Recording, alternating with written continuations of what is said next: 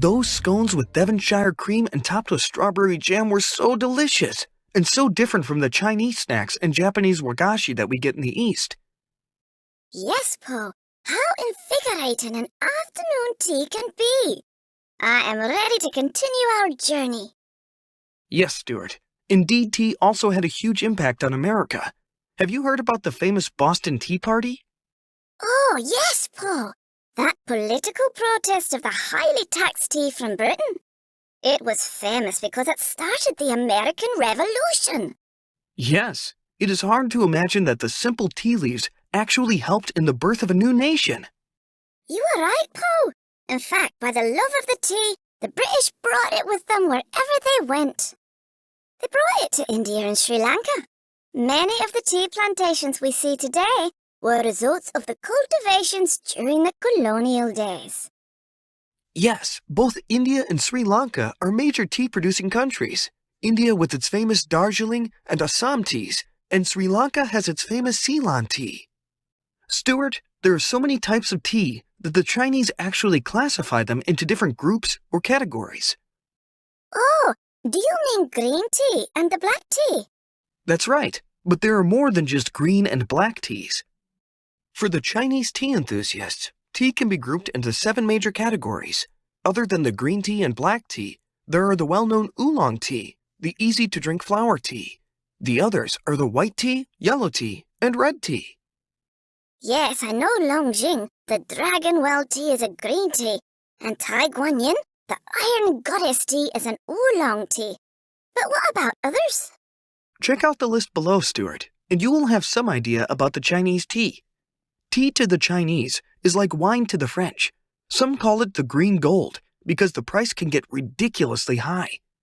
Oh, I've heard that in 2002, 20 grams of the rare Wu Yi Da Hong Pao Big Red Robe tea was sold for 180,000 Chinese yuan, which was equivalent to almost 22,000 US dollars at that time.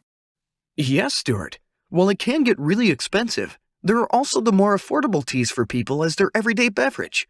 Nevertheless, tea is still a commodity trade that is worth billions of dollars today. Yes, I do see almost everyone has a flask filled with tea.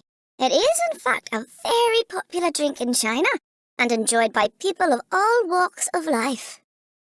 With it being served as a medicinal drink in its beginning, tea has become a popular drink in many countries. It has also taken to different forms as people added local flavor to suit their taste buds. You mean like the English adding milk and sugar to it? Yes, though that might have more to do with the quality of the porcelain they used at the time. Adding milk was said to help reduce the temperature of the hot tea to prevent the cheaper porcelain from breaking.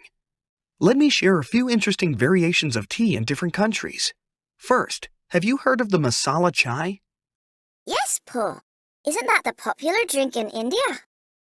Yes, it is one of the very interesting versions of tea, other than milk and sugar, perhaps introduced by the British.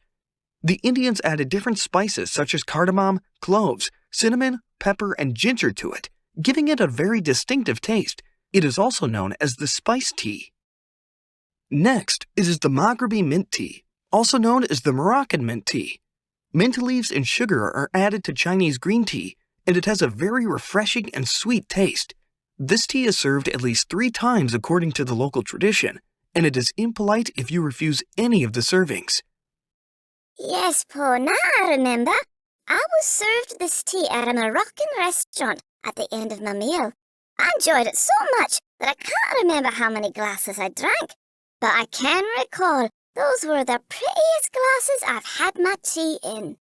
Of course, we cannot forget our friends in America. Can you guess what is their favorite tea, Stuart? Paul, you can't catch me on this one. Everyone knows about the cooling iced lemon tea.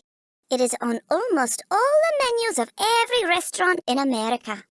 Yes, but I bet you did not know it was an American merchant who invented the tea bags we use today. Well, we are getting to the end of our tea story day. I must say goodbye here. Have a very good day, Stuart, and enjoy your cup of tea.